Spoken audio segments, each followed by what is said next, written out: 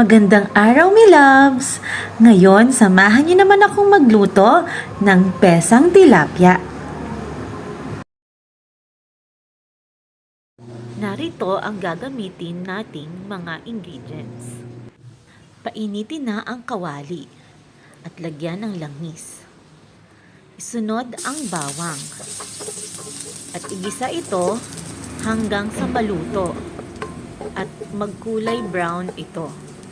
Pagkatapos, isunod na natin ang sibuyas. Igisa natin at isunod na natin ang luya. Muli itong igisa hanggang sa ito ay maluto. At pwede na nating lagyan ng patis. Lutuin ng konti ang patis at isunod na ang paminta. Ilagay na ang kamatis. Igisa natin ito ng konti hanggang sa lumambot.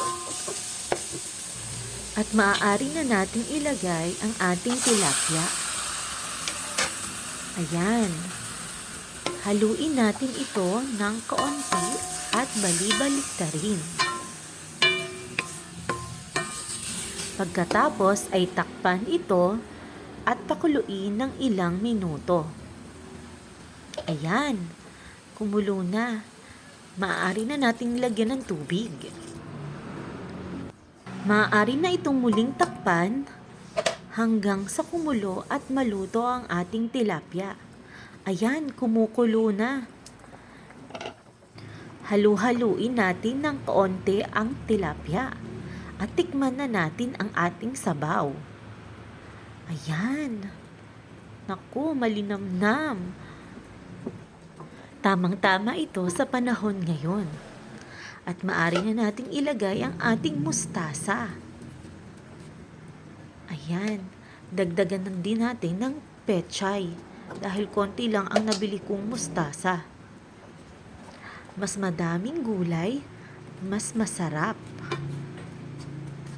Ayan. Ilubog natin ang ating mga gulay at maaari na uli itong takpan. Pakuluin lamang ito ng ilang minuto hanggang sa maluto ang ating gulay. Ayan, mukhang luto na. Haluin ng konti at ready na ang ating pesang tilapia. Tara, kain na!